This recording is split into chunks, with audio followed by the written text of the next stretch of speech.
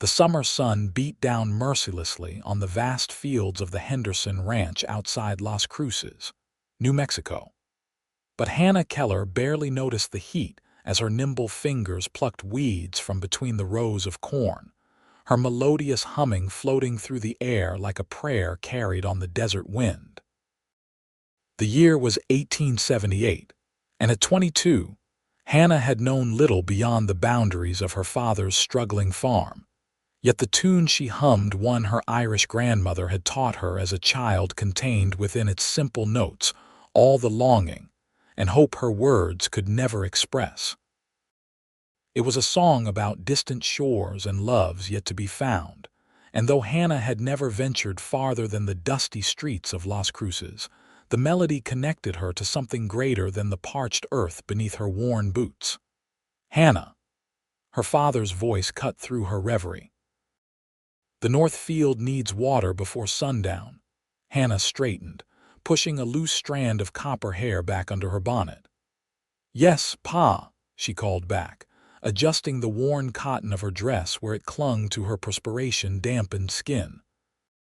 James Keller was a hard man, made harder by the death of Hannah's mother 5 years prior, and the constant struggle to keep their modest farm alive in the unforgiving New Mexican territory. Since her mother's passing, Hannah had taken on not just the household duties but much of the field work as well. Her 2 younger brothers helped when they weren't in school, but at ages 12 and 14, they were still more boy than man. As she made her way toward the irrigation channel that fed their fields, Hannah resumed her humming, the notes forming a companion that never left her side. She had hummed through grief when they lowered her mother into the ground, through exhaustion as she worked from dawn till dusk, through lonely nights when she wondered if there might be more to life than dust and struggle.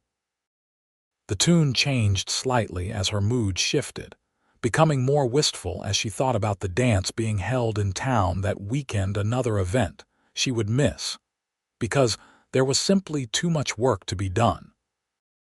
The Henderson farm wasn't prospering, but they were surviving, which was more than could be said for many in these parts. Hannah was so lost in her melody and thoughts that she didn't notice the rider approaching until the shadow fell across the irrigation ditch she was clearing of debris. Looking up, she shielded her eyes against the glare of the setting sun. The silhouette of a man on horseback loomed before her, his face shadowed by a wide-brimmed hat. For a moment, alarm surged through her. Strangers in these parts could spell trouble, but then he shifted in his saddle, and she could see his face more clearly. "Afternoon, miss," he said, his voice carrying a slight drawl that marked him as not from New Mexico territory. "Hope I'm not disturbing you." Hannah straightened, suddenly conscious of her dirty hands and the sweat-stained dress. "Can I help you, mister?" she asked, her voice steady despite her racing heart. Strangers were rare and handsome ones even rarer. "Name's Lucas Quinn," he said, tipping his hat. "Just rode in from Texas, looking for work in these parts." His eyes, a startling blue against his sun-bronzed skin, studied her with interest. "That's a mighty pretty tune you were humming." Hannah felt heat rise to her cheeks that had nothing to do with the sun. "Just an old song," she murmured, suddenly shy. "Never heard it before," he said, swinging down from his horse with the easy grace of a man who'd spent most of his life in the saddle. "Mind if I water my horse before moving on?" She gestured toward the stream. "Help yourself. Water's free, at least for now."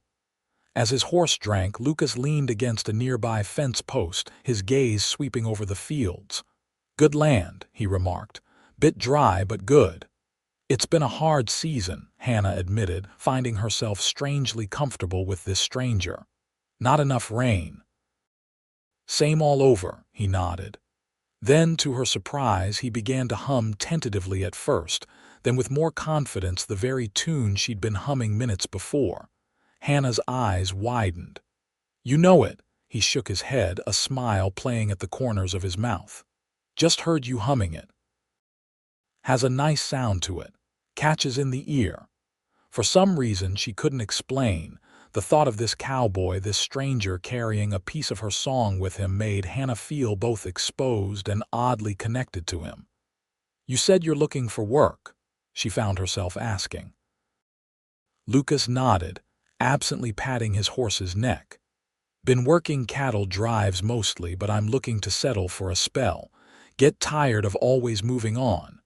Before Hannah could respond, her father's voice boomed across the field. "Hannah, who's that you're talking to?" James Keller approached with long strides, his weathered face set in a suspicious frown. At 52, he was still a formidable figure, tall and broad-shouldered despite the slight stoop years of hard labor had given him. "Just a traveler watering his horse, Pa," Hannah explained quickly. Lucas straightened respectfully. "Lucas Quinn, sir, just passing through, looking for honest work." James Keller sized up the younger man with the practiced eye of someone who'd seen his share of drifters and troublemakers. "Where you from, Quinn?" "Born in Missouri, but I've been working cattle in Texas these past 5 years," Lucas replied evenly. "Got references if you need 'em." Hannah watched her father's face. They needed help, desperately needed it, but James Keller was a proud man who hated admitting when he couldn't manage on his own. After a long moment, her father asked, "You know anything about farming?" "Enough," Lucas said. "Worked my uncle's farm before I took to the trail. Know how to mend fences, dig irrigation, handle livestock. I'm a quick learner for what I don't know." Hannah held her breath. They hadn't hired help in years, not since before her mother died, when the farm had been more prosperous. "Can't pay much," her father finally said. "Room in the barn and 3 meals plus $2 a week." It wasn't much, Hannah knew that, but to her surprise, Lucas nodded. "That'll do to start. If I prove my worth, maybe we can talk again in a month." James Keller nodded curtly. "Hannah, show him to the barn. He can start by fixing that broken stall gate." Without waiting for a response, he turned and headed back toward the house. As Hannah led Lucas toward the barn, she couldn't help but wonder what had brought this man to their small farm. Cowboys like him usually avoided farm work, preferring the more adventurous life of cattle drives or the quick money of ranch work. "That song," Lucas said suddenly as they walked. "The one you were humming, is it special to you?" Hannah glanced at him, surprised by the question. "My grandmother taught it to me. She came from Ireland as a girl, said it was a song about finding your way home, no matter how far you've wandered." Lucas nodded thoughtfully. "My mother used to say music speaks what words can't. Guess that's why it stays with you." He began to hum the tune again, and this time Hannah joined in, their voices blending in the quiet of the evening. In that moment, something shifted between them, a connection formed through a simple melody that neither could have anticipated when the day began. Hannah didn't know what to make of it, this strange feeling of familiarity with a man she'd just met. All she knew was that for the first time in a very long time, the tune she hummed felt like it might be leading somewhere new. The next morning arrived with the relentless brightness typical of New Mexican summers. Hannah rose before dawn, as she always did, to start the fire in the cook stove and prepare breakfast for her father and brothers. Today, there would be an extra mouth to feed. As she kneaded dough for biscuits, Hannah found herself humming that same tune again, her thoughts drifting to their new hired hand. There was something about Lucas Quinn that intrigued her, a sense of contained strength, of having seen more of the world than she could imagine. His eyes held stories she found herself wanting to hear. "You're up early," her father's voice startled her. James stood in the doorway, already dressed for the day's work. "Always am," Hannah replied, sliding the biscuits into the oven. "That cowboy, you think he'll last?" Her father asked, pouring himself coffee from the pot Hannah had prepared. "Hard to say after just one day," Hannah answered carefully, But he seems capable, James grunted. We'll see. Cowboys aren't known for sticking around when the work gets hard. Hannah knew better than to argue. Her father's distrust of outsiders had only deepened after her mother's death. Breakfast will be ready soon, she said instead. I'll ring the bell when it's time. After her father stepped out, Hannah moved to the window, looking toward the barn. To her surprise, Lucas was already up, leading his horse to the corral. Even from this distance, she could see he moved with purpose, examining the broken fence rails as he went. When breakfast was ready, Hannah rang the bell that hung by the back door. Her brothers, Daniel and Matthew, tumbled in from their chores, faces already streaked with dirt despite the early hour. Her father followed more sedately, and finally, Lucas entered, removing his hat as he crossed the threshold. "Morning," he nodded to Hannah, his eyes crinkling slightly at the corners when he smiled. "Something smells mighty fine." "Just biscuits and gravy," Hannah said, suddenly self-conscious about the simplicity of the meal. "And eggs from our hens." "Can't ask for better than that," Lucas replied, taking the seat her father indicated. Breakfast was a quiet affair. Hannah's brothers sneaked curious glances at Lucas between bites, while her father ate methodically, occasionally issuing terse statements about the day's work ahead. "Northfield needs irrigation," James said. "Quinn, you'll help me with that. Boys, you'll see to the livestock before school." He glanced at Hannah. "The garden needs tending and there's mending to be done." Hannah nodded, used to her father's directives. As she cleared the dishes after the meal, Lucas lingered behind the others.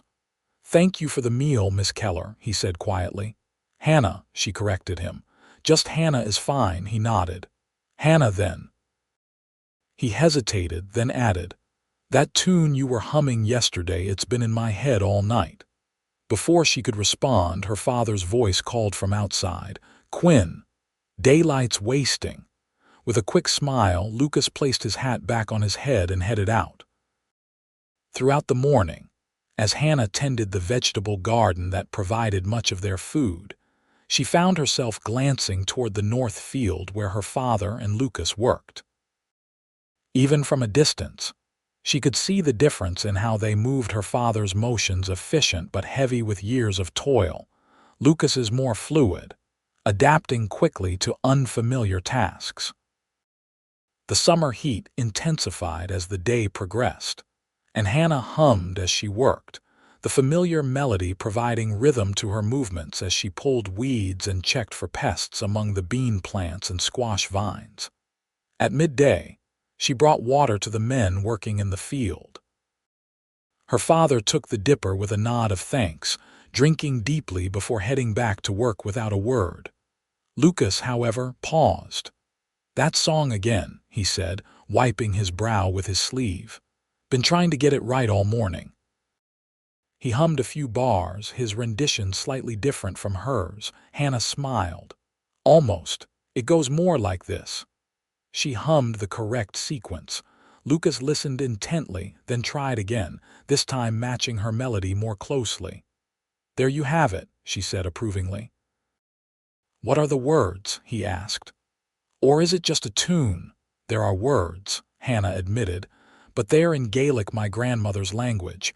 I only know what they mean, not how to say them properly." "And what do they mean?" Lucas asked, his blue eyes fixed on her face with genuine interest. Hannah hesitated, suddenly shy. "It's about a wanderer finding his way home by following a song carried on the wind. My grandmother said it was an old love song, about souls recognizing each other across any distance." Something in Lucas's expression shifted, a softening, a recognition perhaps. "That's a fine thing to believe," he said quietly. "Quinn." Her father's voice interrupted the moment. "Need your help with this channel." Lucas handed the water dipper back to Hannah, his fingers brushing hers briefly. "Thank you, Hannah," he said, and she knew he meant for more than just the water. As the days passed, Hannah found herself increasingly aware of Lucas's presence on the farm. He worked harder than her father had likely expected, rising before dawn, and often continuing after the rest of them had stopped for the day. He mended fences, cleared irrigation channels, and even helped her brothers with their chores when his own work was done.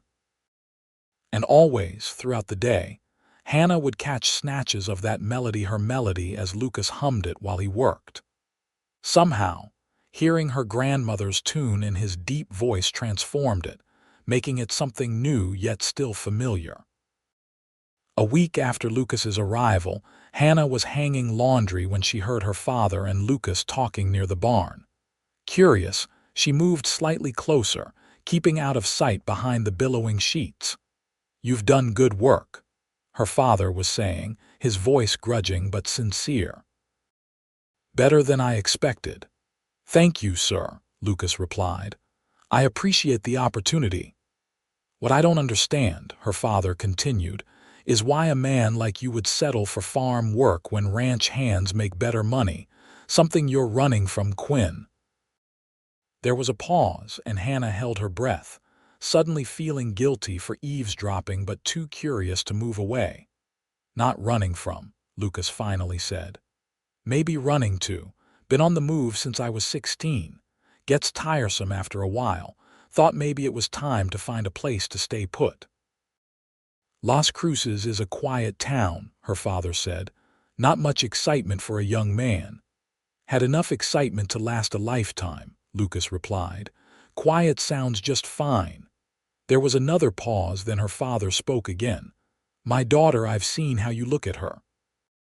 Hannah's heart seemed to stop. "Sir, Lucas began. "She's all I have left of her mother," James cut him off. "Her and the boys, I won't see her hurt." "I would never," Lucas tried again.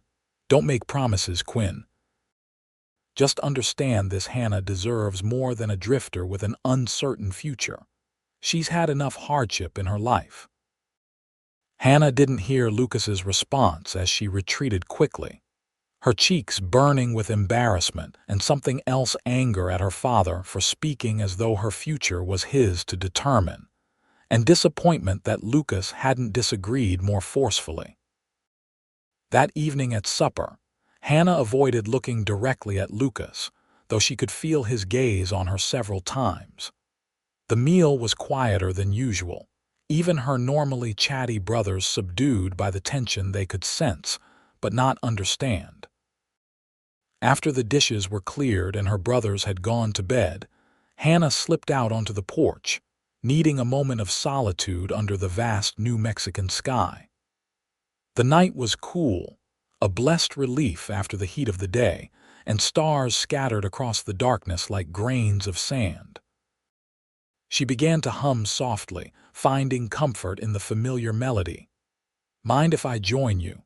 Lucas's voice came from the doorway. Hannah tensed but nodded, moving slightly to make room on the porch step. He sat beside her, leaving a respectful distance between them. For a while neither spoke. Then Lucas said quietly, "Your father loves you very much." Hannah sighed. "So you heard me listening earlier?" "No," Lucas said, sounding surprised. "But it's plain to see in how he looks at you, like you're something precious." "I'm not a child," Hannah said, more sharply than she intended. "Or a possession." "No," Lucas agreed. "You're not." Another silence stretched between them, more comfortable this time. "Why did you really come here, Lucas?" Hannah finally asked. "There must be better opportunities elsewhere for a man with your skills." Lucas looked up at the stars, considering his answer. "Truth is, I've been moving so long I nearly forgot what it's like to belong somewhere. Cattle drives, ranch work, it's good money, but at the end of the day, you're still just passing through." He turned to look at her, his face half illuminated by the light spilling from the house windows. "Then I heard you humming in that field and something about that tune." He shook his head slightly, as if puzzled himself. "It reminded me of something I'd been looking for without knowing it." Hannah's breath caught. "What was that?" "A reason to stay put," he said simply. Their eyes met, and in that moment, Hannah felt a shift in the air between them, something taking root that neither had planned. The quiet was broken by her father calling from inside, "Hannah, it's getting late." Hannah rose reluctantly. "Good night, Lucas." As she reached the door, she heard him softly humming her tune again, and something inside her resonated in response, like a string plucked on an instrument finding its matching tone. The following Sunday, James announced that they would all be attending church in Las Cruces. This was not unusual despite the distance to town. Her father believed strongly in observing the Sabbath properly, but what surprised Hannah was his inclusion of Lucas in the family outing. "Quinn, you're welcome to join us if you've a mind to," James said over breakfast. "Or you can have the day to yourself." Lucas glanced briefly at Hannah before answering. "I'd be honored to join you, Mr. Keller." Hannah wore her best dress, a blue calico that had once been her mother's, altered to fit her smaller frame. She pinned her hair up carefully and even added a touch of her mother's rose water behind her ears. The journey to Las Cruces took nearly an hour by wagon. Hannah sat beside her father, who drove, while her brothers and Lucas rode in the back. Throughout the journey, she was acutely aware of Lucas behind her, occasionally hearing his voice as he answered her brother's endless questions about life on the cattle trails. Las Cruces was still a small settlement, but it had grown considerably since its founding 29 years earlier. The church was a modest adobe structure, but it served as both a place of worship and the social center of the community. As they arrived, Hannah noted the curious glances from townspeople, particularly the unmarried women, when Lucas helped her down from the wagon. In her father's presence, his touch was properly brief, but Hannah felt the gentle pressure of his hands at her waist like a brand. Inside the church, they took their usual pew. Hannah found herself seated between her youngest brother and Lucas, their shoulders occasionally brushing when they rose for hymns. During the sermon, which focused on the parable of the prodigal son, Hannah couldn't help noticing how intently Lucas listened, his expression thoughtful. After the service came the social hour, when families mingled in the churchyard, sharing news and strengthening community bonds. Hannah was quickly pulled into conversation with Sarah Jenkins, the shopkeeper's daughter who had been her school friend years ago. "Who is that with your family?" Sarah whispered, her eyes darting to where Lucas stood talking with Hannah's father and several other farmers. "Lucas Quinn," Hannah replied. "He's working for my father." Sarah raised an eyebrow. "Just working. The way he looks at you suggests otherwise." Hannah felt her cheeks warm. "It's not like that, if you say so," Sarah smiled knowingly, "though I can't imagine why not. He's certainly the most interesting man to arrive in Las Cruces in ages." Before Hannah could respond, they were interrupted by Timothy Blackwell, the banker's son, who had been paying increasingly persistent attention to Hannah at church gatherings. "Miss Keller," he greeted her with a slight bow. "You look lovely today. I wonder if I might have a word." Hannah suppressed a sigh. Timothy was considered a good match by most standards, educated, financially secure, from a respected family, but his pompous manner and calculating eyes had always made her uncomfortable. "Mr. Blackwell," she acknowledged, "I'm afraid I need to help prepare our picnic lunch." "This will only take a moment," he insisted, placing a hand on her arm to prevent her retreat. Hannah was about to firmly remove his hand when Lucas appeared at her side. "Everything all right, Hannah?" he asked, his tone casual but his eyes sharp as they took in Timothy's possessive gesture. Timothy's hand fell away. "And you are?" he asked coldly. "Lucas Quinn," Lucas replied evenly. "I work for Mr. Keller." Timothy's expression shifted to one of dismissal. "Ah, the hired help." "Well, Mr. Quinn, I was having a private conversation with Miss Keller." Hannah felt a flash of indignation at Timothy's tone. "Mr. Quinn is a guest of our family today, Mr. Blackwell, and I really must help with lunch." She turned to Lucas. "Would you assist me with the basket?" As they walked away, Hannah could feel Timothy's glare boring into their backs. "Sorry about that," she murmured. "Timothy can be a jackass," Lucas suggested quietly. Hannah couldn't help the startled laugh that escaped her. "I was going to say persistent, but your description is more accurate." Lucas smiled, the rare full smile that transformed his face and made the corners of his eyes crinkle. "He's sweet on you." "Unfortunately," Hannah sighed.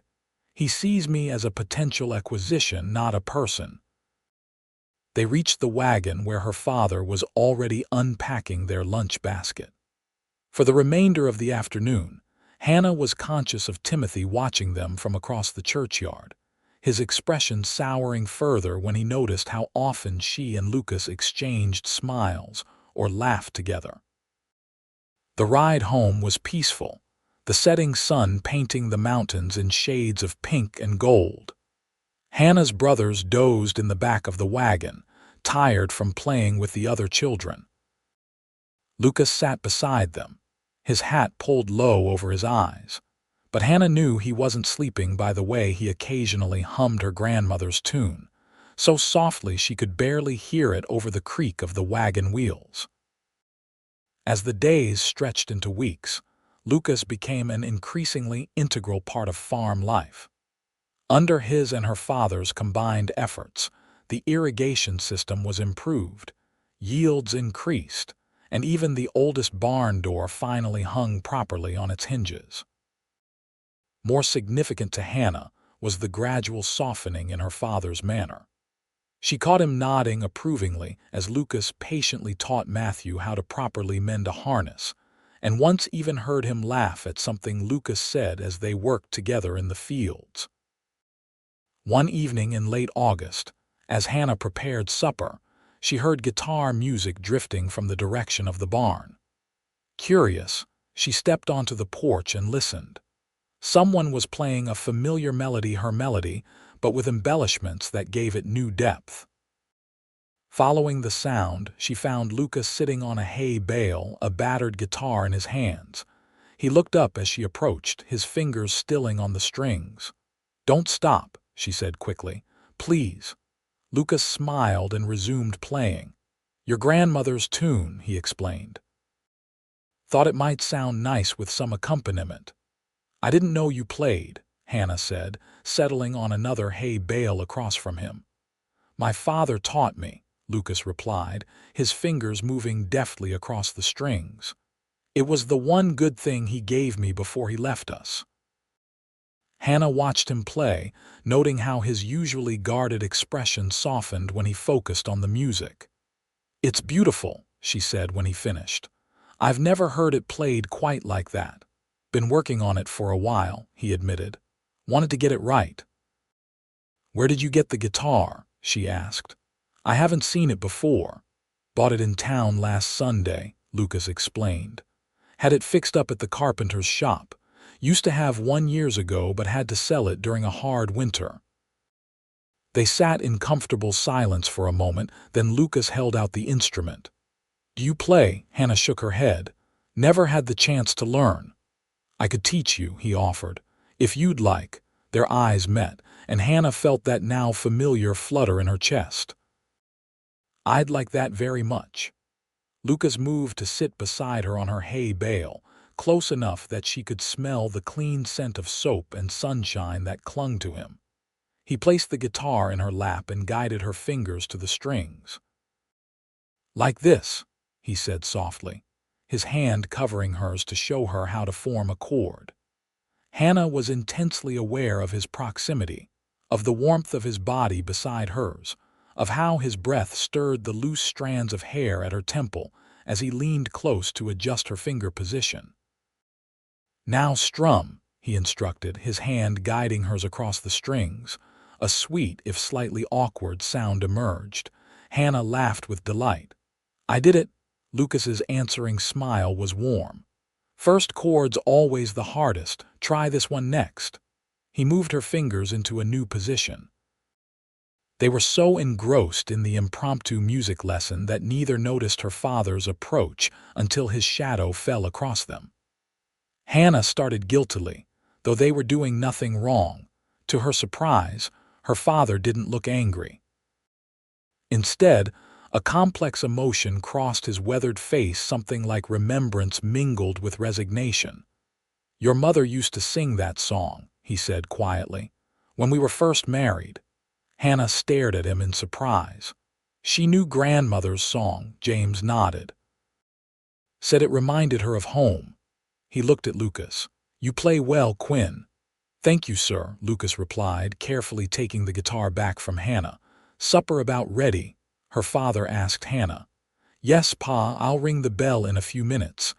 James nodded and turned to leave, then paused. "Music sounds nice around a home again," he said, so softly they almost didn't hear him, before continuing toward the house. Hannah and Lucas exchanged a glance of shared wonder at this unexpected glimpse into her father's heart. "He's starting to trust you," Hannah said. Lucas strummed the guitar thoughtfully. "It's not me he's worried about trusting, it's himself." "What do you mean?" "He's afraid to care about anyone who might leave," Lucas said simply. "Can't say I blame him." Hannah studied him. "And what about you? Are you planning to leave when harvest is done?" Lucas's fingers stilled on the strings. "That depends," he said, his blue eyes meeting hers directly. "On what?" Hannah asked, her heart suddenly racing. "On whether I have a reason to stay," he answered softly. The moment stretched between them, fraught with unspoken feelings. Hannah was acutely aware that they were alone, that if she leaned forward just slightly, their lips would meet. The thought both thrilled and terrified her. Before she could respond, her youngest brother's voice shattered the moment. "Hannah, Pa says come ring the supper bell." Lucas smiled ruefully as Hannah stood. "Best not keep them waiting," he said, rising as well. As they walked back to the house, side by side but not touching, Hannah felt something shift between them, a boundary crossed, even if only in words. Whatever happened next, they had acknowledged that what was growing between them was more than friendship. That night, as Hannah lay in bed listening to the familiar sounds of the house settling around her, she found herself wondering what her mother would think of Lucas. Elizabeth Keller had been a gentle but determined woman who believed in following one's heart. Would she approve of the feelings Hannah was developing for their hired hand? More importantly, what did Hannah herself want? In her 22 years, she had received attention from several young men in Las Cruces, but none had stirred in her what Lucas did with just a glance. He was different not just from the local boys, but from what she had imagined for herself. She had always assumed she would marry someone like Timothy Blackwell, not Timothy himself, whom she could barely tolerate, but someone established, secure, perhaps a shopkeeper or a teacher. Someone who could provide a comfortable life, not too different from what she knew. Lucas offered something else entirely, a man who had seen the world beyond their small corner of it, who carried both strength and gentleness in equal measure. A man who heard her humming in a field and carried the tune with him, making it his own. But he was also, as her father had pointed out, a man with an uncertain future. Would he truly be content to settle in Las Cruces after years of wandering? And if he did stay, what kind of life could they build together? These thoughts followed Hannah into her dreams, where she found herself running through endless fields, following the sound of a guitar playing her grandmother's tune, the musician always just beyond the next hill.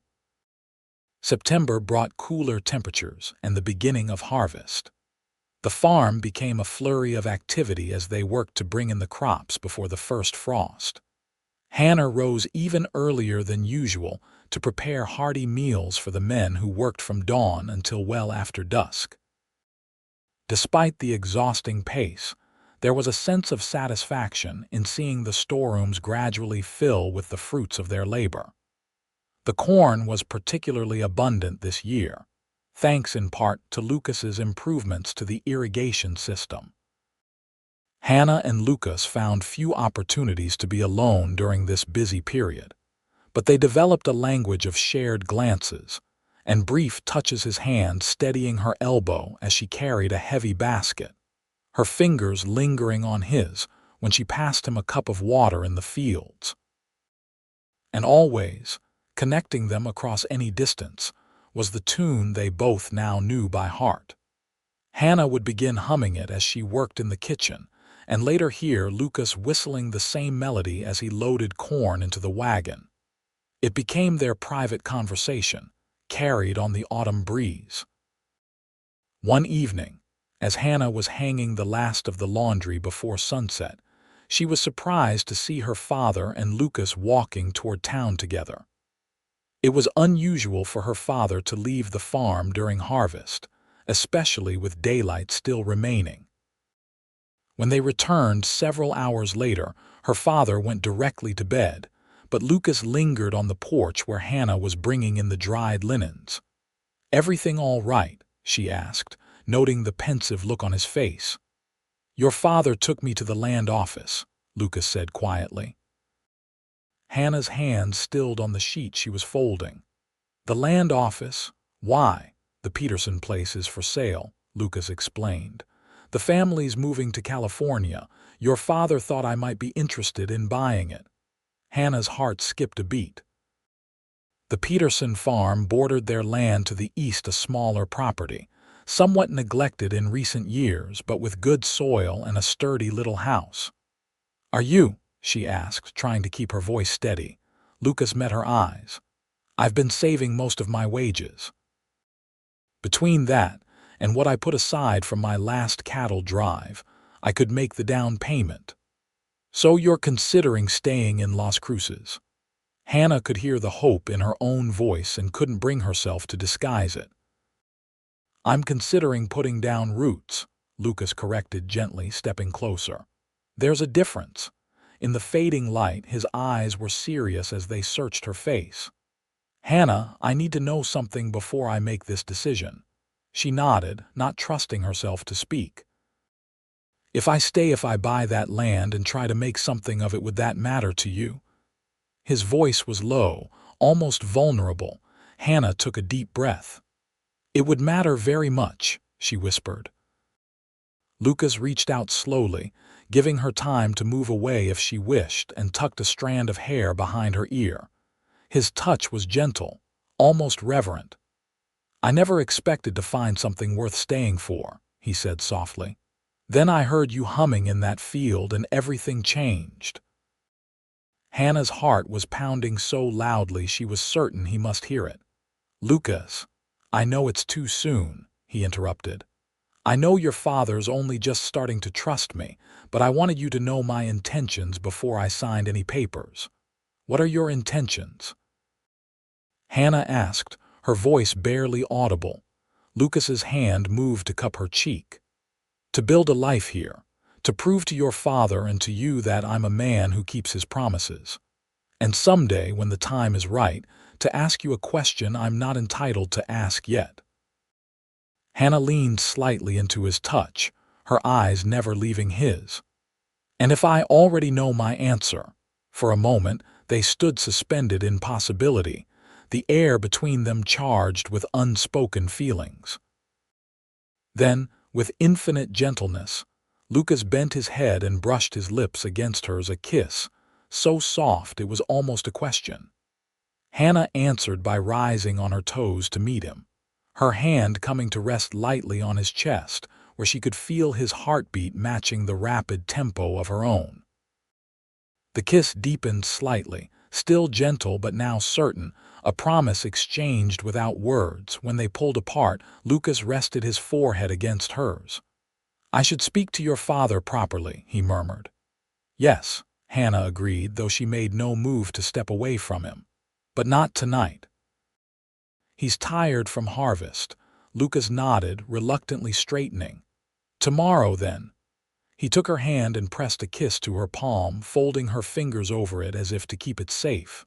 "Good night, Hannah."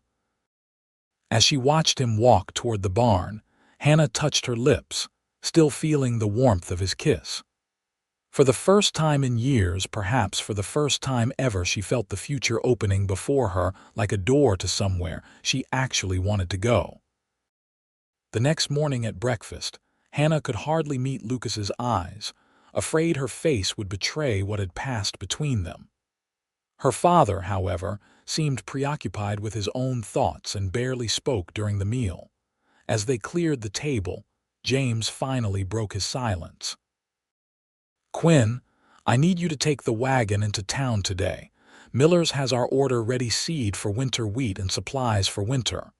Lucas nodded. "Yes, sir." "Hannah will go with you," her father continued, surprising them both. "There's fabric she needs for the boys' winter clothes and other household matters." Hannah glanced quickly at Lucas, who kept his expression carefully neutral. "We'll leave as soon as the dishes are done," she said. An hour later, they were on the road to Las Cruces, the early autumn sun warming the air around them. Hannah sat beside Lucas on the wagon seat, acutely aware of his proximity and the privacy this rare trip together afforded them. "Your father arranged this deliberately," Lucas said after they'd gone a mile or so. Hannah nodded. "It seems so." "Why do you think he did that?" Lucas asked, his eyes on the road ahead. Hannah considered the question. I think he's giving you an opportunity." Lucas glanced at her. "To speak to you away from the farm," that, Hannah agreed, "and to see if you'll act honorably when given the chance to be alone with me." A smile tugged at the corner of Lucas's mouth. "Your father's a shrewd man." "He is," Hannah said, smiling as well. "Though I don't think he's considered that his plan gives me just as much opportunity as it gives you." Lucas raised an eyebrow. "What kind of opportunity would that be, Miss Keller?" Hannah's smile widened. "To learn more about the man who might be our new neighbor." Lucas's expression grew more serious. "I spoke to your father this morning before breakfast, told him I was considering the Peterson place and my reasons for wanting to stay." Hannah's heart quickened. "What did he say?" "He said if I was serious about putting down roots, he'd help me get the property in order," Lucas replied. "Said a man needs good neighbors when starting out on his own." "Is that all he said?" Hannah pressed, sensing there was more. Lucas's hands tightened slightly on the reins. "He asked if my interest in settling here had anything to do with you. I told him the truth, that hearing you humming that day made me stop and listen when I'd been running for years, and everything else followed from that moment." Hannah held her breath. And he said music was how he'd fallen in love with your mother too," Lucas said softly. "Said sometimes the heart recognizes what's right even when the mind's not ready to accept it." Tears pricked at Hannah's eyes. Her father rarely spoke of her mother, the grief still too raw even after 5 years. That he would share such a memory with Lucas spoke volumes about how his feelings toward the younger man had changed. "He didn't give his blessing," Lucas continued, "not in so many words. But he said if I proved myself a man of my word by building something lasting on that land, he'd consider any proposal I might make in the future." Hannah's heart soared. It wasn't a direct approval, but from her cautious, protective father, it was tantamount to one. "So you're going to buy the Peterson place?" she asked, unable to keep the hope from her voice. Lucas nodded. "If you think it's a good idea." Hannah stared at him, then laughed softly. "Lucas Quinn, are you asking my opinion on a business matter?" He turned to look at her directly, his expression earnest. "I'm asking your opinion on a life matter, Hannah, because if I buy that land, it won't just be for me. It will be with the hope of a future that includes you."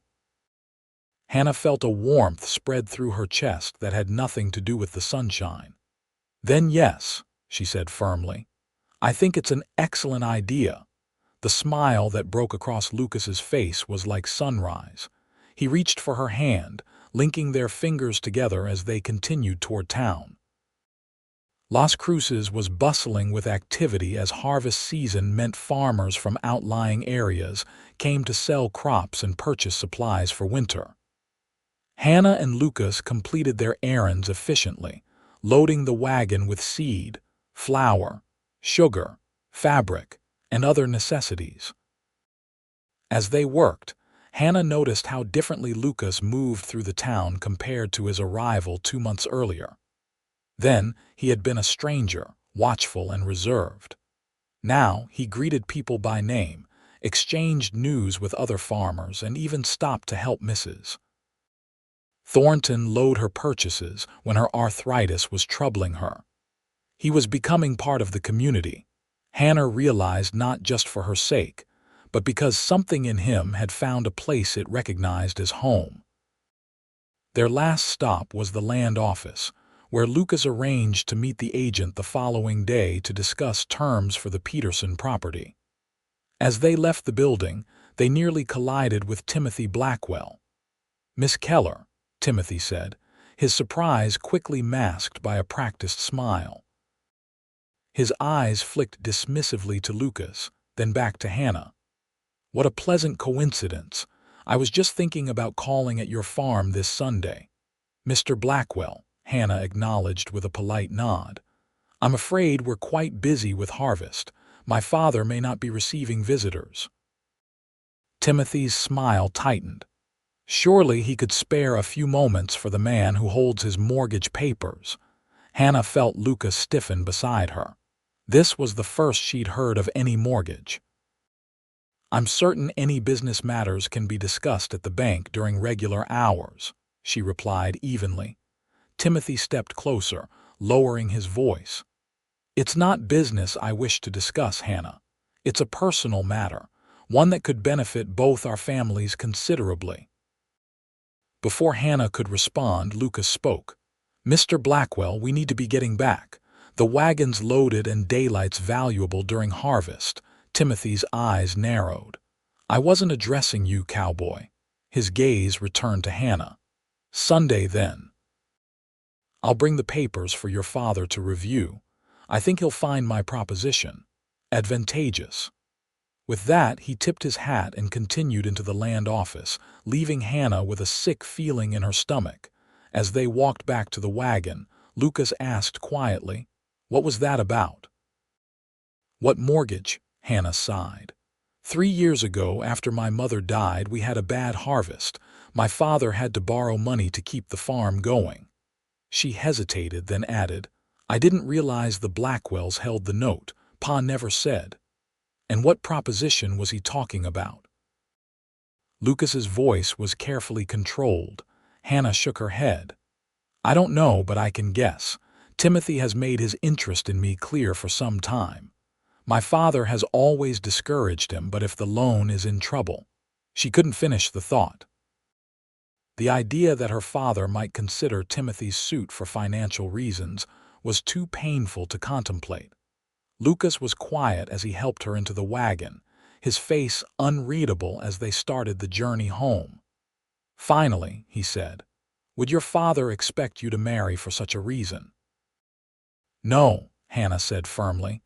"He wouldn't force me, but he might try to persuade me it was for the best if he thought we might lose the farm." Lucas's jaw tightened. "And would you consider it?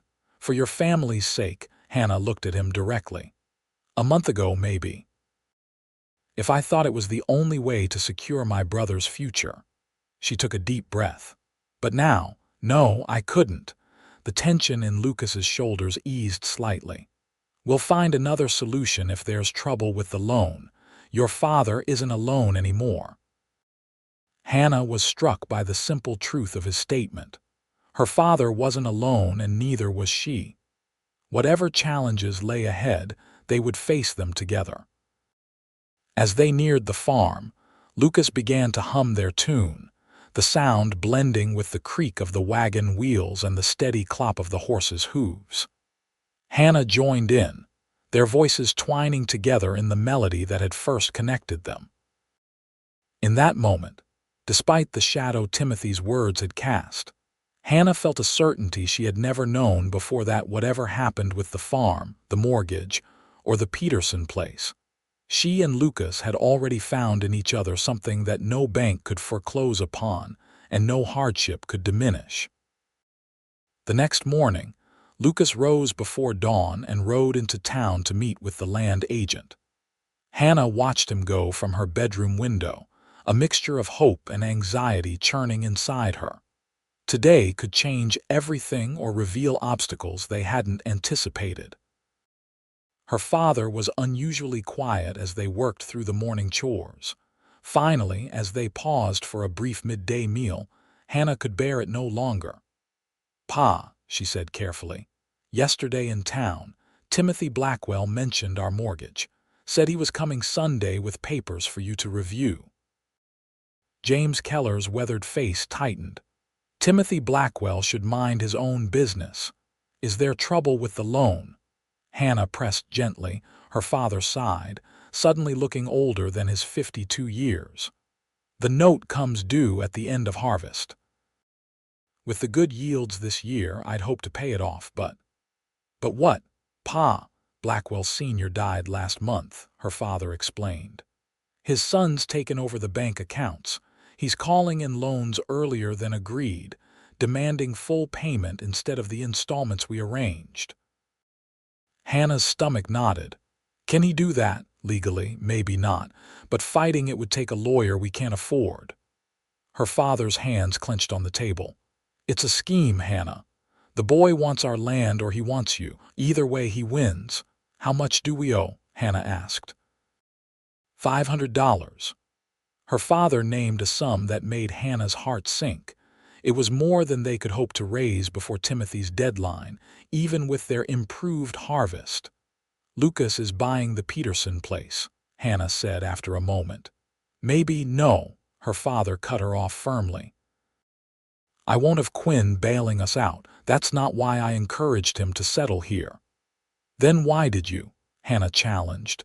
James met her gaze steadily. "Because he's a good man who loves my daughter, and because I've seen how you light up when he's near." His voice softened. "You hum your mother's song again, did you know that? You'd stopped after she died, but since Quinn came, the music's back in you." Tears filled Hannah's eyes. "Oh, Pa, we'll find another way," her father said with determination. "The Kellers have faced worse and survived." Before Hannah could respond, they heard hoofbeats approaching. Lucas rode into the yard, his expression unreadable as he dismounted and secured his horse. When he entered the kitchen, both Kellers looked at him expectantly. "It's done," Lucas said simply. "The Peterson place is mine, or will be once the papers are filed next week."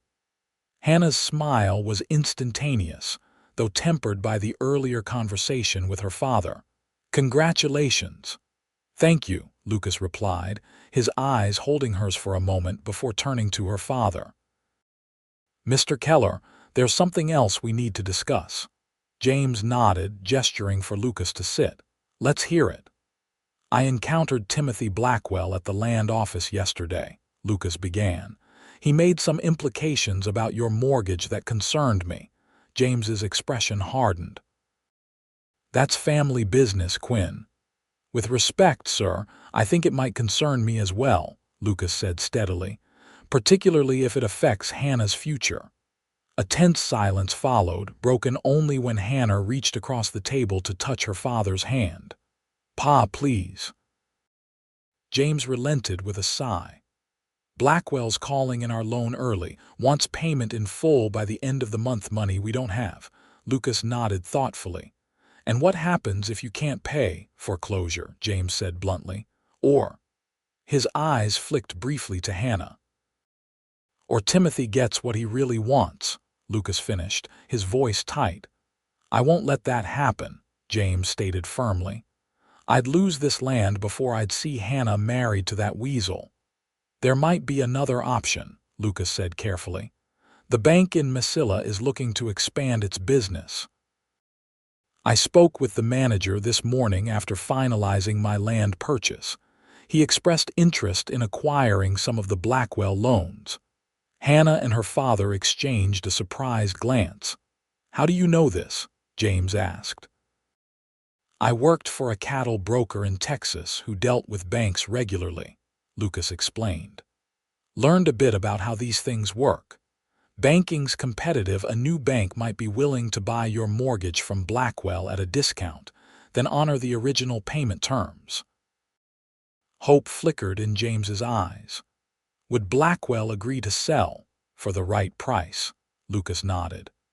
The Misilla bank manager is riding over tomorrow to discuss it with him. If they reach an agreement, you'd have the time you originally planned on to repay the loan. And what's your stake in this, Quinn? James asked, though his tone held more curiosity than suspicion. Lucas met the older man's gaze directly. My stake is ensuring that Hannah's future is decided by her heart, not by financial pressure. He paused, then added quietly, and securing good neighbors for my new property. The corners of James's mouth twitched in what might have been the beginning of a smile. Sensible thinking. There's one more thing, Lucas continued. The Peterson house needs considerable work before winter. I was hoping to hire Daniel and Matthew to help with repairs when they're not needed here. Proper wages, of course. Hannah recognized this for what it was Lucas's way of providing additional income to the Keller family without wounding her father's pride. James seemed to understand this too, for he nodded slowly. The boys would benefit from learning house repairs. Acceptable arrangement, Quinn. As Lucas excused himself to tend to his horse, Hannah followed him outside, her heart full of emotions she could barely contain. You didn't just decide this morning to buy that land, she said once they were alone by the barn. You've been planning this. Lucas shrugged, a slight smile playing at his lips. Maybe I have. And the Misilla Bank, that's not a coincidence either. I may have written to them last month, Lucas admitted. After I overheard Blackwell Sr. discussing loans with your father in town, seemed prudent to explore alternatives. Hannah shook her head in wonder. You've been protecting us all this time. Lucas's expression grew serious as he stepped closer, taking her hands in his. Not all of you, just you, Hannah.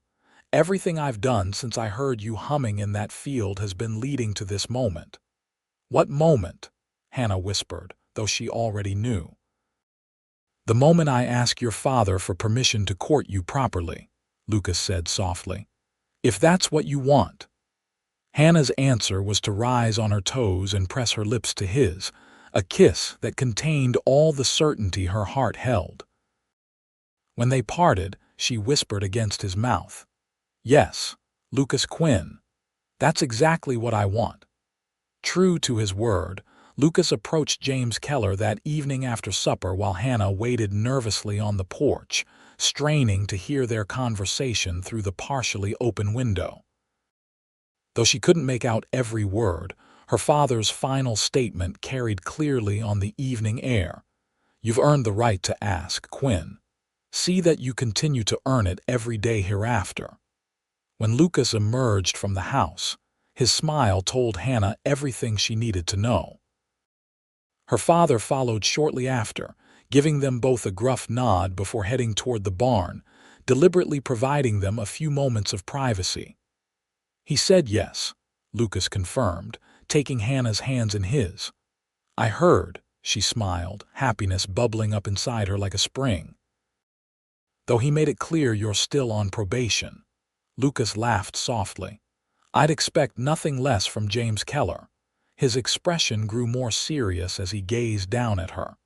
I meant to do this properly with more time, maybe a ring, but I can't wait any longer. He drew a deep breath. Hannah Keller, from the moment I heard you humming in those fields, something inside me recognized you not just the woman before me, but the feeling of coming home after a lifetime of wandering. I love you. I think I started loving you with that first melody. Tears of joy welled in Hannah's eyes. I love you too, Lucas. I didn't know I was waiting for you until you appeared. Lucas bent to kiss her, a kiss that sealed their declaration and promised many more to come. As they stood together in the gathering twilight, Lucas began to hum their tune, and Hannah joined in, their voices blending perfectly in the cooling evening air. Timothy Blackwell arrived as promised that Sunday, dressed in his finest suit and wearing an expression of smug confidence that faltered when he saw Lucas sitting comfortably at the Keller family table. "Mr. Blackwell," James greeted him with barely concealed dislike. "What brings you calling on the Sabbath?" Timothy's eyes darted to Hannah, then back to James. "I believe you know why I'm here, Mr. Keller, the matter of your mortgage and a proposition that could benefit us both." "Ah, yes," James nodded. "Please sit. We should discuss this directly." Looking slightly wrong-footed but still confident, Timothy took a seat, placing a leather portfolio on the table before him. "As you know, your loan of $500 is now due in full. Under the circumstances, I'm prepared to offer you an alternative arrangement." His gaze shifted meaningfully to Hannah, one that would eliminate the debt entirely. "How generous," James replied dryly. "And what exactly would this arrangement entail?" Timothy straightened importantly.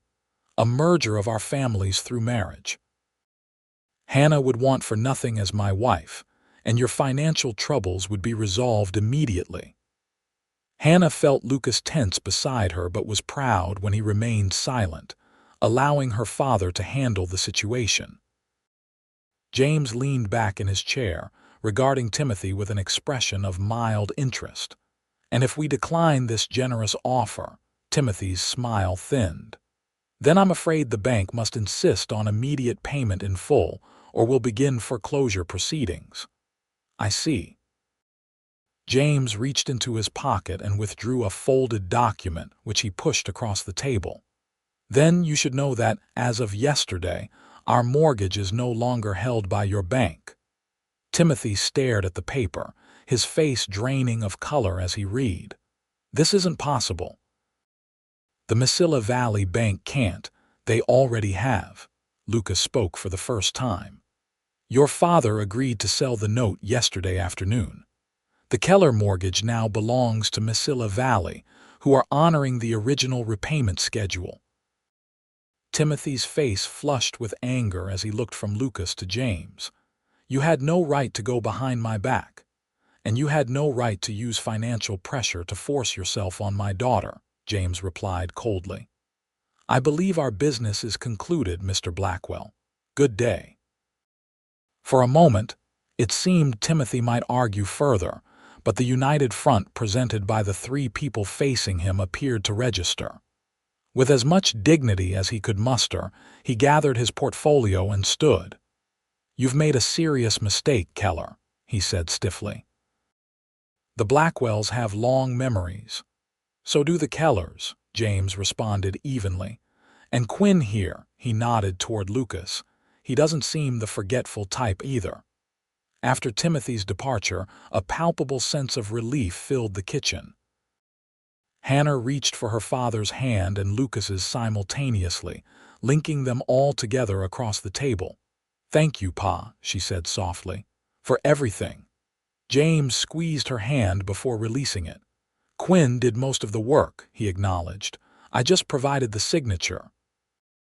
"It was a joint effort," Lucas said diplomatically, "and worth every moment to see Blackwell's face when he realized his plan had failed." James chuckled, the sound so unexpected that Hannah and Lucas both stared in surprise. "Been a long time since I outmaneuvered anyone," he admitted. "Feels good." As autumn progressed into winter, Lucas divided his time between helping with the final harvest at the Keller farm and preparing the Peterson place, now the Quinn farm, for habitation.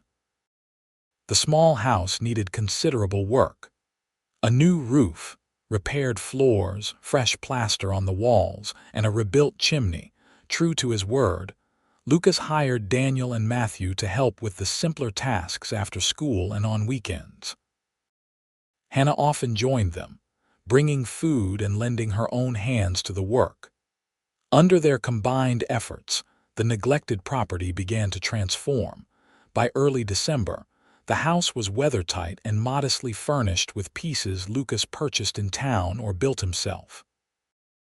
A proper bed, a table with 4 chairs, a rocking chair by the hearth, and shelves for books and necessities gave the main room a sense of home, though it still lacked the feminine touches that Hannah sometimes imagined adding in the future. Their courtship progressed through stolen moments between work walks at sunset along the boundaries where their properties met, quiet conversations on the porch after supper, and Lucas's regular music lessons, where Hannah gradually learned to play the simpler melodies on his guitar. Through it all, their song remained a constant, hummed while working, played on the guitar in the evenings, whistled across the fields when they were apart. It had become not just a melody but a language between them, expressing what words sometimes couldn't. Christmas approached, bringing with it a rare snowfall that blanketed the New Mexican landscape in white. The Keller home was decorated with pine boughs and candles, and the scent of Hannah's baking filled the air. Lucas joined them for Christmas Eve supper, bringing gifts for everyone: hand-carved wooden animals for the boys, a fine new pipe for James, and for Hannah, a small box that he asked her not to open until Christmas morning. After the meal, as they sat by the fire, Lucas took out his guitar and began to play the carols Hannah's mother had always loved. To everyone's surprise, James joined in singing, his deep voice rusty but true. Hannah watched her father's face in the firelight and saw, for the first time in years, a softening of the grief that had hardened his features since her mother's death. Later, as Lucas prepared to leave for his own home, Hannah walked with him to the door, away from her family's eyes. "I wish you didn't have to go," she whispered. "It's our first Christmas together." Lucas touched her cheek gently. "Next Christmas will be different," he promised. "This time next year you won't have to say goodbye at the door." The implication of his words sent a warm glow through Hannah's heart. "Is that a promise, Lucas Quinn?" He bent to kiss her softly. "It is. Now get some sleep and don't open that gift until morning." Hannah's curiosity about the small package made sleep elusive. When she finally drifted off, she dreamed of the melody that had brought them together, the notes forming a path that led always to Lucas. Christmas morning dawned clear and cold. After the family exchanged their gifts around the breakfast table, Hannah finally allowed herself to open Lucas's present. Inside the small box, nestled on a bed of cotton, lay a delicate silver pendant in the shape of a musical note. "Lucas," she breathed, lifting it carefully. "Turn it over," he instructed softly. On the back, engraved in tiny letters, were the words, "The tune that led me home." With tears in her eyes, Hannah asked him to fasten it around her neck where it rested just above her heart. "I'll never take it off," she promised. New Year's Eve brought another significant moment in their courtship. The town of Las Cruces held its annual celebration in the church hall, with music, dancing, and food contributed by every family. It was the social event of the winter season, and everyone within 20 miles attended if weather permitted. Hannah wore her best dress, dark green wool with a lace collar her mother had tatted years before. The silver musical note gleamed at her throat, and she had arranged her copper hair in an elegant knot at the nape of her neck. When Lucas arrived to escort her family to town, his appreciative gaze made her blush with pleasure. "You look beautiful," he said simply. The church hall was transformed with evergreen boughs and candles, creating a festive atmosphere despite the simple surroundings. A small band played lively tunes, and the dancing began almost immediately upon their arrival. Lucas proved to be an excellent dancer, guiding Hannah through waltzes and reels with confident steps. As they moved across the floor, Hannah was conscious of admiring glances from other young women and the marked absence of Timothy Blackwell, who had apparently chosen to skip the celebration rather than witness their happiness. Midway through the evening, the band began to play a slower melody. Lucas led Hannah onto the floor, drawing her closer than was strictly proper but not so close as to cause comment. "You know," he said softly as they turned in time to the music, "I've been trying to remember the exact moment I knew I loved you." Hannah smiled up at him. "Was it when you heard me humming in the field?" Lucas shook his head. "That was the moment I knew I needed to stop and listen, but loving you came later gradually and then all at once." "All at once?" Hannah prompted, curious. "It was during that first Sunday dinner at your home," Lucas explained. "You were serving pie, and your youngest brother said something that made you laugh. Your whole face lit up, and I remember thinking I wanted to hear that laugh every day for the rest of my life." He drew her a fraction closer. "That's when I knew." Hannah's heart swelled with emotion. "For me, it was when I caught you teaching Daniel how to properly saddle a horse. You were so patient with him, explaining everything clearly without making him feel small for not already knowing. I saw the kind of man you truly are in that moment." Lucas's eyes held hers with an intensity that made her breath catch. "Hannah," he began, then hesitated. "Yes," she encouraged softly. "I was going to wait until spring," he said, his voice low and serious. "Until the farm was more established and I had more to offer, but I find I can't wait any longer." Hannah's heart began to race as she realized what was coming. "Not here," she whispered, gesturing slightly to the crowded room around them. "Somewhere private." Lucas nodded, leading her smoothly off the dance floor and toward the side door that opened onto the church garden. Outside, the night was cold but clear, stars scattered like diamonds across the black velvet sky. Their breath formed white clouds in the frosty air as Lucas took both her hands in his. "Hannah Keller," he said, his voice steady despite the emotion she could see in his eyes. "Before I met you, I was just passing through life, never staying anywhere long enough to put down roots. You changed everything. You gave me a reason to stop, to listen, to build something lasting." He released one of her hands to reach into his pocket, withdrawing a small object that gleamed in the starlight, a ring with a modest but perfect diamond that caught the light from the windows behind them. "I love you," Lucas continued, his voice deepening with feeling. "Your strength, your kindness, your music. I love how you hum when you're happy and when you're sad, how you care for your family, how you see the best in everything and everyone, even a dusty cowboy who wandered onto your farm." Hannah felt tears of joy beginning to form as Lucas knelt before her on the frozen ground. "I'm asking you to be my wife," he said simply. "To build a life with me, to fill our home with music and laughter, to face whatever comes together. Will you marry me, Hannah?" "Yes," she answered without hesitation, her voice clear and certain in the winter night. "Yes, Lucas Quinn, I will marry you." As he slipped the ring onto her finger, then rose to gather her into his arms, Hannah felt as though her heart might burst with happiness. Their kiss was both tender and passionate, a promise of the life they would share. When they finally broke apart, Lucas began to hum their tune, the melody that had first drawn them together. Hannah joined in, their breath mingling in the cold air as they harmonized perfectly. Inside the hall, the clock struck midnight, and cheers erupted as 1879 began. But in the garden, wrapped in each other's arms, Hannah and Lucas were already celebrating a far more personal beginning.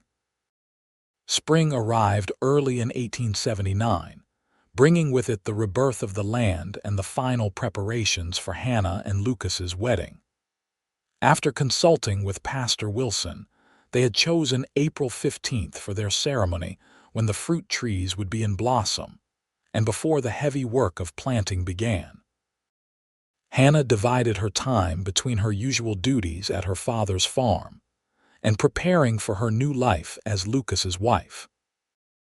With her father's blessing, she took furniture that had been her mother's, a cedar chest filled with linens, a bedroom set, and the rocking chair Elizabeth Keller had used to nurse her children. These pieces were moved gradually to the Quinn farmhouse, where Lucas had built additional furniture to complete their home. The house itself had been transformed over the winter months. Fresh whitewash brightened the walls, new curtains sewn by Hannah hung at the windows, and a small garden had been prepared for vegetables and flowers. Lucas had even built a low fence around the yard, painting it white at Hannah's request. Inside, the main room now held not only the necessary furniture, but also touches that made it truly a home: a bookshelf filled with the few volumes they each owned, a braided rug before the hearth, and Hannah's mother's china displayed on a shelf Lucas had built specially for this purpose. The bedroom was simply but comfortably furnished, with the bed Lucas had crafted centered under the window, flanked by small tables holding oil lamps. A quilt made by Hannah's grandmother covered the bed, a wedding gift from her father, who had kept it carefully stored since Hannah's mother's death. As the wedding day approached, Hannah found herself increasingly eager for the ceremony that would make this house truly her home, and Lucas truly her husband. Their courtship, though proper, had awakened desires in her that could only be fulfilled in marriage, and the thought of sharing not just days but nights with the man she loved filled her with both anticipation and a nervous excitement. She confided only to Sarah Jenkins, who was to be her maid of honor. The morning of April 15th dawned clear and perfect, with a gentle breeze carrying the scent of apple blossoms from the small orchard behind the Keller farmhouse. Hannah woke early, lying for a moment in her childhood bed, and savoring the knowledge that this would be the last morning she would wake as Hannah Keller. Sarah arrived shortly after breakfast to help with preparations, bringing with her a crown of spring flowers for Hannah's hair. As they dressed in Hannah's room, Sarah chattered excitedly about the guests who were already arriving, the decorations at the church, and the wedding feast being prepared by the women of the congregation. "Timothy Blackwell left town yesterday," Sarah reported as she arranged Hannah's copper hair in an elegant style. "Apparently he's taken a position with a bank in Santa Fe. His father sold the Las Cruces Bank to investors from Albuquerque." Hannah felt a weight lift from her shoulders at this news. Though Timothy had avoided her since the confrontation over the mortgage, his presence in Las Cruces had cast a small shadow over her happiness. "That's for the best," she said simply. Sarah placed the flower crown carefully on Hannah's head, then stepped back to admire the effect. "Oh, Hannah," she breathed, "you look absolutely beautiful." Hannah turned to the small mirror on her dresser and barely recognized the radiant woman who looked back at her. The simple white dress, made from fine cotton ordered specially from St. Louis, complemented her slender figure perfectly. The silver musical note Lucas had given her at Christmas gleamed at her throat, and her mother's lace handkerchief was tucked into her sleeve. "You think Lucas will approve?" she asked softly. Sarah laughed.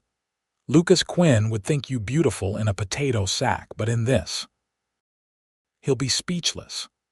A knock at the door announced her father's arrival. When James Keller entered the room, his eyes widened with emotion at the sight of his daughter. "You look just like your mother on our wedding day," he said, his voice rough with feeling. Hannah crossed the room to embrace him. "I wish she could be here," she whispered. "She is, in a way," her father replied, gently touching the lace at Hannah's wrist. "In everything she made with her hands and in everything she taught you with her heart." The ride to the church in the family wagon, freshly painted for the occasion and decorated with ribbons by Hannah's brothers, seemed both interminable and too brief. As they approached Las Cruces, Hannah could see that nearly everyone in town had turned out for the wedding, with additional guests from surrounding farms and ranches filling the streets. The church itself was transformed with flowers and greenery, the simple adobe building made festive for the occasion. As Hannah waited with her father at the entrance, she could hear the soft murmur of voices inside and the gentle notes of a violin playing a surprise Lucas had arranged, hiring a musician from El Paso for the ceremony. Then the music changed, and Hannah recognized the melody immediately, their tune, the Irish song her grandmother had taught her, arranged for violin. Her eyes filled with tears of joy as her father offered his arm. "Ready?" he asked gently. Hannah nodded, her heart too full for words. As they stepped through the doorway, the congregation rose, turning to watch her progress down the aisle. But Hannah had eyes only for Lucas, who stood at the altar waiting for her. The look on his face as he saw her for the first time in her wedding dress was everything Sarah had predicted and more: wonder, love, and a kind of reverent awe that made Hannah feel like the most beautiful woman in the world. As she reached him and her father placed her hand in his, Lucas whispered simply, "You take my breath away." Pastor Wilson's ceremony was brief but heartfelt, with readings chosen by the couple and vows they had written themselves. When Lucas spoke his promises to Hannah, his voice was steady and true. "Hannah, when I heard you humming that day in the field, something in me that had been wandering finally found its way home. I vow to love you faithfully all the days of my life, to build our home and our future together with these hands, to listen for your song even in the darkest times, and to make music with you through all the seasons of our life together."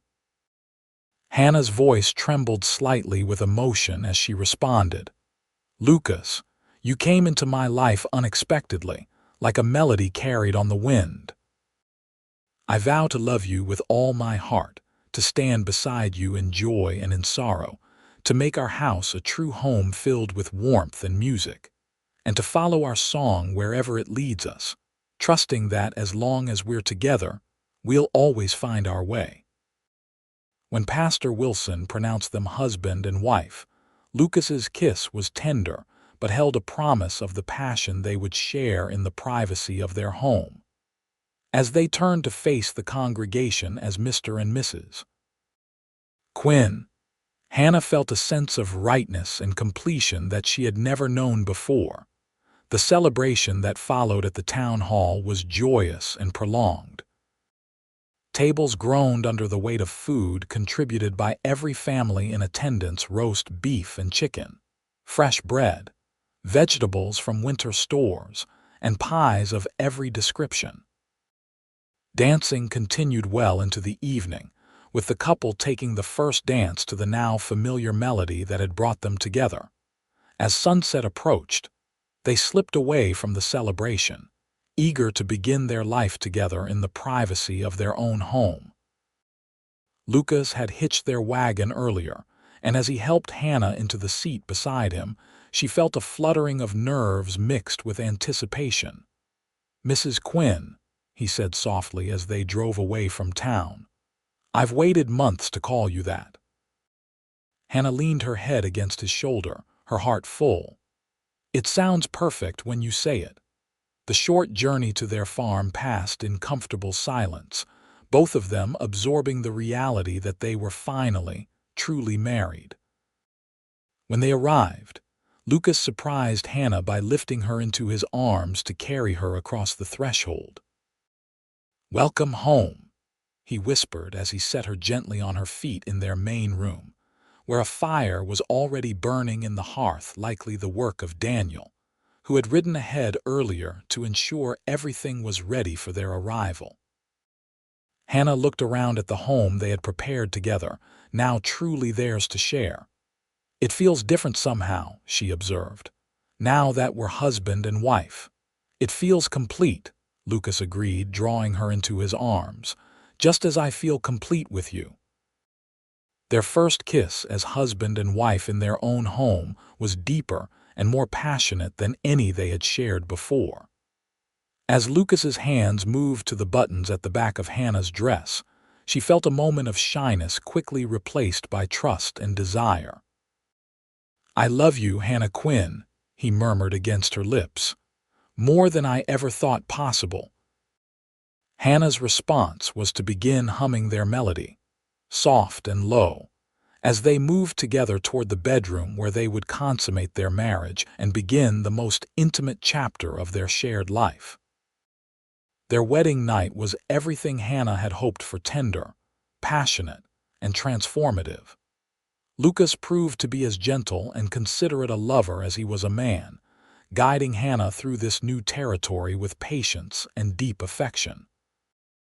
As they lay together afterward, limbs entwined and hearts beating in unison, Hannah felt a sense of completion and belonging she had never imagined possible. The days that followed established the rhythm of their life together. They rose with the sun, sharing the work of the farm according to their strengths and inclinations. Lucas handled the heavier tasks of plowing and building, while Hannah maintained their home and established her vegetable and herb gardens. Together, they planned the future of their property: which fields to plant first, where to add fruit trees, how to improve the small barn to accommodate the livestock they hoped to acquire. Evenings were spent on their porch when weather permitted, or by the hearth when the spring nights turned cool. Lucas would play his guitar while Hannah sewed or read aloud from one of their precious books. Sometimes they would simply talk, sharing thoughts and dreams that had gone unexpressed during the busy day. And always, throughout every day, their melody wove through their activities: hummed while working, played on the guitar at dusk, whistled across the fields to signal mealtime, or simply to say, "I love you," across the distance. It had become not just a tune but the soundtrack of their life together, as much a part of their marriage as their wedding vows. In late May, Hannah missed her monthly courses. By June, she was certain enough to share the news with Lucas. She chose a quiet evening when they sat together on the porch swing he had built as a surprise for her 1-month anniversary. "Lucas," she said softly, taking his hand in hers, "I have something to tell you." He turned to her, his expression curious but patient. "I'm with child," Hannah said simply, her free hand moving instinctively to her still flat stomach. "We're going to have a baby around January, if my calculations are correct." Lucas stared at her for a long moment, his expression shifting from surprise to wonder to profound joy. Then he gathered her carefully into his arms as if she had suddenly become infinitely precious and fragile. "A baby," he whispered against her hair. "Our baby." Hannah nodded against his chest, her own happiness magnified by his reaction. "Are you pleased?" she asked softly. Lucas drew back to look into her eyes, his own suspiciously bright with moisture. "Pleased doesn't begin to describe it, Hannah. I'm overwhelmed, grateful, terrified," he laughed softly, "mostly just incredibly happy." That night, as Hannah drifted toward sleep in Lucas's arms, she heard him humming their melody against her hair, his hand resting protectively over the place where their child grew. The tune had taken on yet another meaning now, a lullaby for the new life they had created together. The summer and fall passed in a blur of activity, as they prepared not only for the harvest, but for the arrival of their child. Lucas threw himself into completing projects around the farm with renewed energy, finishing the nursery adjacent to their bedroom, building a cradle from pine harvested from the mountains, and ensuring the house was as comfortable and secure as possible before winter arrived. Hannah's father and brothers were frequent visitors, bringing help with heavier tasks and taking evident delight in the prospect of a new addition to the family. James Keller seemed particularly moved by the imminent arrival of his first grandchild, often bringing small gifts, a silver rattle that had been Hannah's, a tiny quilt her mother had made, a wooden horse he carved himself during the long evenings. "Never thought I'd live to see grandchildren," he admitted to Hannah one afternoon as they sat shelling peas on her porch. "Your mother would have been so happy." Hannah covered his weathered hand with her own. "She is happy, Pa. Somewhere she knows." As Hannah's body changed, Lucas treated her with a tenderness that sometimes made her laugh and sometimes moved her to tears. He insisted on taking over the heavier household tasks, yet never made her feel helpless or incapable. "You're carrying our child," he would say when she protested. "That's the most important work happening on this farm." By December, Hannah's belly was round and prominent, the baby's movements strong and frequent. Often in the evenings, Lucas would lie with his head in her lap, talking softly to their unborn child and humming the melody that had brought them together. The baby would respond with kicks and rolls that made them both laugh. "Already dancing to the tune," Lucas observed, pressing a kiss to Hannah's stomach. "Smart child." Christmas that year was celebrated at the Keller farm, with Lucas and Hannah joining her father and brothers for a festive meal and gift exchange. As they sat by the fire afterward, Lucas took out his guitar and began to play the carols they all loved. When he transitioned into their special melody, Hannah joined in, her clear voice blending with his deeper one. To everyone's surprise, James Keller began to sing words to the tune, Gaelic words that Hannah had never heard before. "Pa," she asked when the song ended, "how do you know the words?" Her father smiled, a distant look in his eyes. "Your mother taught me long ago." "She learned them from your grandmother." "What do they mean?" Lucas asked. "They tell of a love that transcends distance and time," James replied softly, "of souls that recognize each other through the music they share." He looked at Hannah and Lucas. "It seems fitting for you too." The first snowfall of winter came in the early hours of January 10, 1880, coating the landscape in pristine white. Hannah woke to sharp pains that told her their baby was ready to enter the world. Lucas rode immediately for the midwife in Las Cruces and returned with both the midwife and Hannah's father in tow. The labor was long but uncomplicated. Throughout the hours of pain and effort, Lucas remained by Hannah's side, wiping her brow, holding her hands, and softly humming their melody to comfort her when the pains grew most intense. As the winter sun was setting, casting long blue shadows across the snow-covered fields, their son was born, a healthy, robust boy with a shock of dark hair like his father's and eyes that, when they briefly opened, showed hints of Hannah's green. "He's perfect," Lucas whispered, gazing in awe at the tiny being the midwife placed in Hannah's arms. "Absolutely perfect."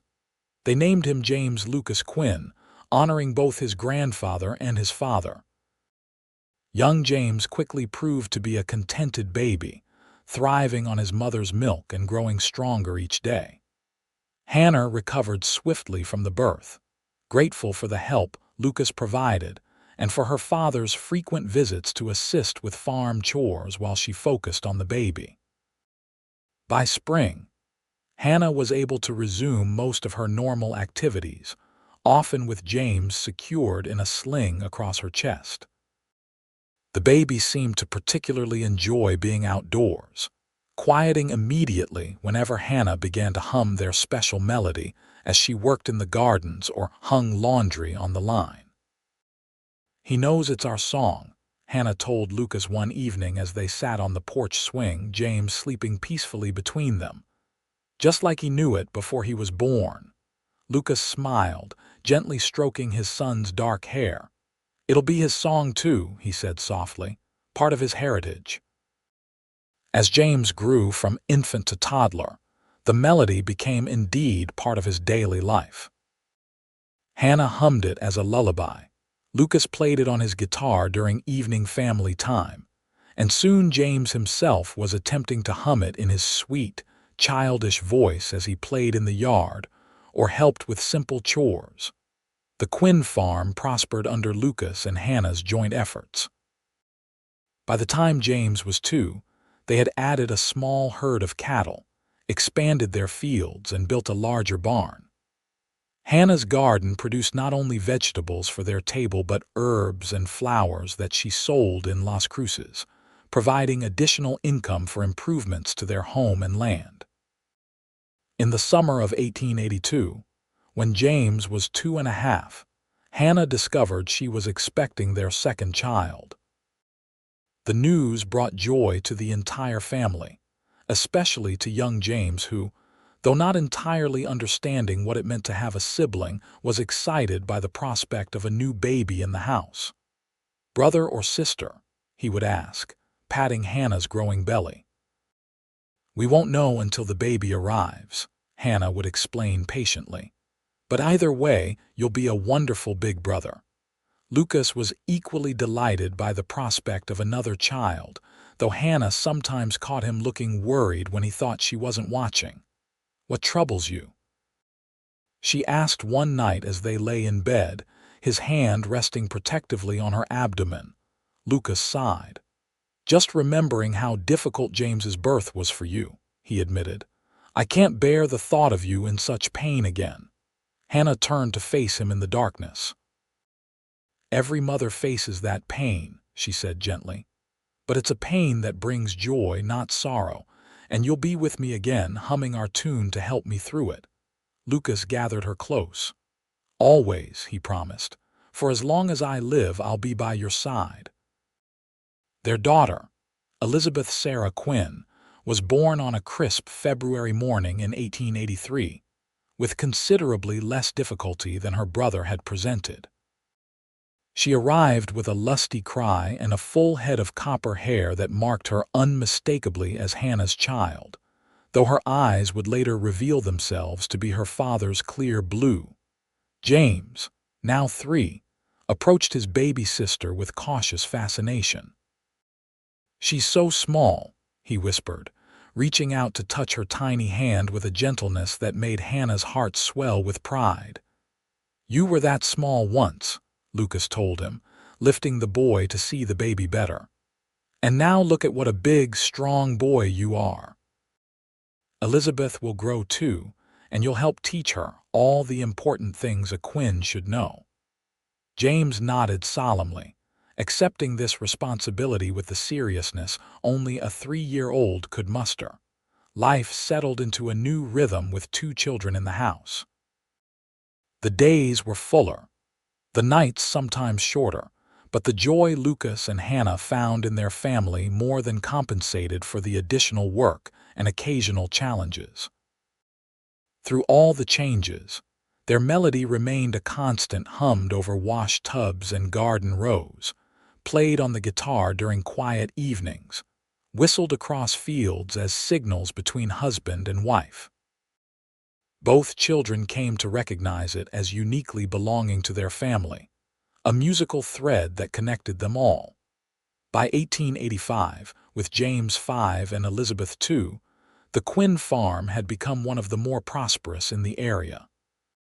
Lucas's innovative irrigation methods and Hannah's skilled management of the household economy had allowed them to expand their holdings, purchasing an adjacent 50 acres when it became available, and building a new, larger home to accommodate their growing family and increasing prosperity. The original farmhouse was not abandoned, but converted into guest quarters for Hannah's father, who now spent more time with his grandchildren than at his own farm, which was increasingly managed by Hannah's brothers Daniel and Matthew, now young men of 19 and 21. Their new home stood on a gentle rise overlooking their fields, a comfortable 2-story structure with wide porches and large windows that caught the new Mexican light.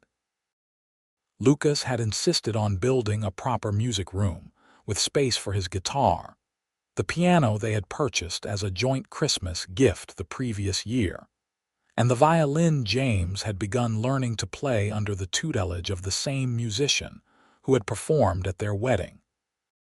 Hannah, looking around at the home they had built together, both the physical structure and the family that filled it, often found herself overwhelmed with gratitude for the life they had created. From that chance encounter, when Lucas had stopped to water his horse and heard her humming in the fields, to this rich, full existence they now shared, their journey seemed both miraculous and somehow inevitable. One summer evening in their 7th year of marriage, as they sat on the porch watching their children play in the yard, Hannah turned to Lucas with a smile. "You remember the words my father sang to our melody that Christmas before James was born? About souls recognizing each other through music." Lucas nodded, taking her hand in his. "I think about it often." Hannah leaned against his shoulder, contentment filling her heart. "I believe it now more than ever. That song led you to me and me to you. It was always meant to be our tune." Lucas pressed a kiss to her temple. "And now it belongs to our children, and someday to theirs. A legacy of love that started with a cowboy who heard a woman humming while she worked in the fields." As if on cue, young James began to hum the familiar melody as he helped Elizabeth build a castle of twigs and stones in the dirt. Lucas and Hannah exchanged a smile of perfect understanding, then joined in, their voices blending with their sons in the tune that had brought them together, and now bound their family in harmony that would echo through generations to come.